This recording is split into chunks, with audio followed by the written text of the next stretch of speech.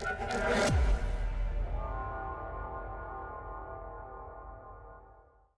हम देखने वाले हैं 2013 का science and technology GS paper 3 का क्वेश्चन। 5 नंबर का क्वेश्चन है, 100 वर्ड्स में लिखना है।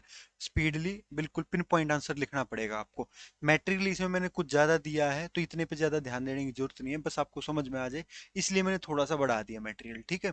अदरवाइज ज्यादा की जरूरत नहीं थी। हमारा क्वेश्चन क्या है? क्वेश्चन है कि what do you understand by run of river hydro electricity project. Run of river hydro electricity project.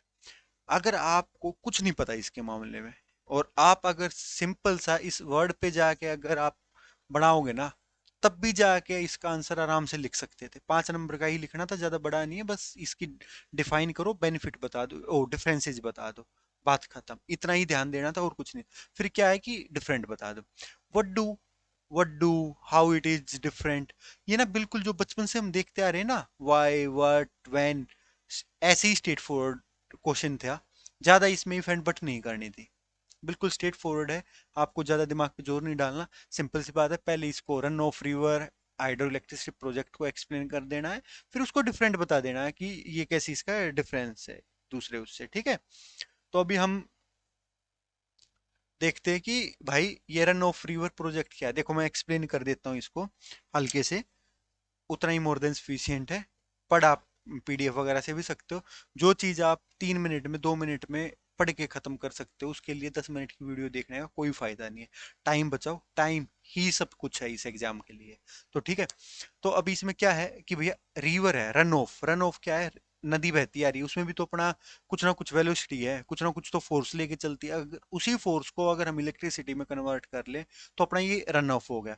वैसे जनरली हम क्या करते हैं कि डैम बनाते हैं, बड़ा सा डैम बनाएंगे, उसमें से स्पीडली पानी नीचे की तरफ जाएगा। Potential, potential energy to kinetic energy. Potential dam में पानी भर गया और वहां से हमने एकदम यूज किया। ये है जो कन्वेंशियल है, जो हम यूज करते हैं, ठीक है। ये रन ऑफ में क्या होता, नदी बहने लग रही है भाई, नदी बहती रहो, उसी के बीच में हम टरबाइन वगैरह लगा देंगे और वो घूमती चली जाएगी और अपना बनता चले जाएगा। डिफरेंस क्या हो जाएगा भैया? सिंपल सी बात है, रिजर्वायर की जरूरत नहीं पड़ेगी। रिजर्वायर की जरूरत नहीं पड़ रही तो बहुत सारी उसकी कॉस्ट की कमी आ गई। इसमें नेचुरल फ्लो चलता रहेगा और जो एक अपना इकोसिस्टम है उस पर कुछ असर नहीं होने वाला। प्लस एक जो हम डैम बनाते हैं उसमें रिजर्वायर बनाते हैं, उसमें होता क्या है कि आपका मीथेन वगैरह, कार्बन ऑक्साइड वगैरह रिलीज होती है, वो भी रिलीज नहीं होगी। ये इसका आंसर है इस क्वेश्चन का। अब इसको लिखना कैसे है, क्या देखना है, वो आप एक बार देख सकते हो कि भैया रन ऑफ रिवर प्रोजेक्ट क्या है। एक हाइड्रो इलेक्ट्रिसिटी प्रोजेक्ट है जिसमें पानी की हेल्प से बिजली बनाई जाती है, ठीक है।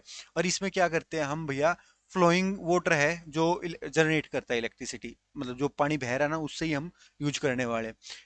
ना इसमें या तो थोड़ा सा रिजर्वायर बनाया जाएगा छोटा सा, या बनाया ही नहीं जाएगा, ठीक है। ये दूसरी लाइन ही है। तीसरा क्या है कि भैया उन रिवर्स के लिए अच्छा जो पूरे 12 के 12 महीने बहती हो, ठीक है। अगर 6 महीने अगर वो बह नहीं रही तो उसमें ये करने का क्या फायदा, वेस्टेज ऑफ मनी।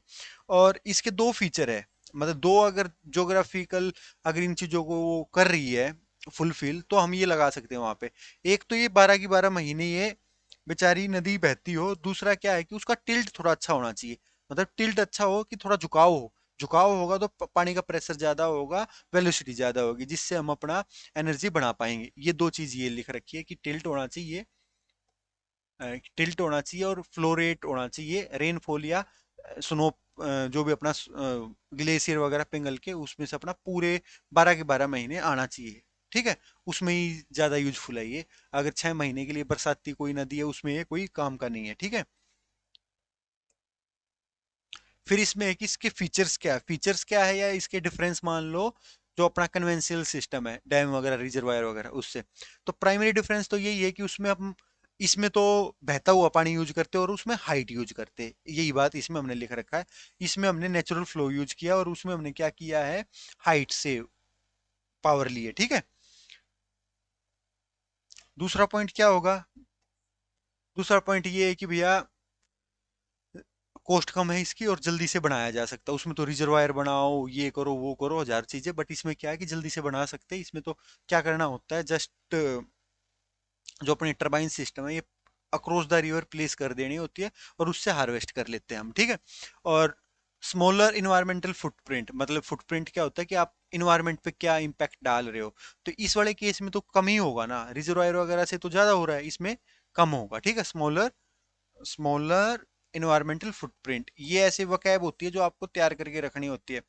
और इसकी दिक्कत क्या है, इसकी दिक्कत ये भी हमें मेंशन कर देना होता है, थोड़ा पॉजिटिव मेंशन, पॉजिटिव और नेगेटिव पॉइंट में, कि भैया ये ना उतनी एफिशिएंसी नहीं दे पाता, उतनी पावर जनरेट नहीं कर पाता। ठीक है, तो ये चीज हमें ध्यान रखना पड़ेगा भैया, इसकी लोअर है दूसरे वाले से कंपैरिजन की। ठीक है,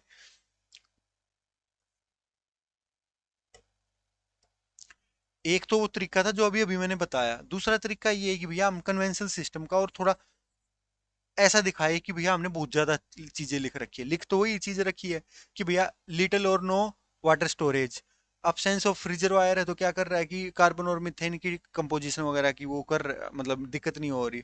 दूसरा, अपस्ट्रीम में, अपस्ट्रीम मतलब जहाँ पे बांध लगा रखा है उससे पहले की नदी, वहां पे अपना फ्लडिंग के चांस नहीं होते, बाद वाले में वो होता है। ठीक है, और लेस कॉस्ट है। ठीक है, ये थोड़ा सा डिफरेंस दिखाया है मैंने उस वाले आंसर में और इस वाले आंसर में, एक दो पॉइंट अलग है, जानबूझ के अलग रखा है कि आप समझ पाओ कि इस वाला आंसर दिखने में अपीलिंग कैसा हो रहा है, फील कैसा हो रहा है, और जो भी आपका ओरिएंटेशन हो उस हिसाब से आपको आंसर छाट लेना है। तो ये था आज का हमारा साइंस एंड टेक्नोलॉजी का 2013 का 5 नंबर का क्वेश्चन। तो thank you from team Vitto, have a nice day.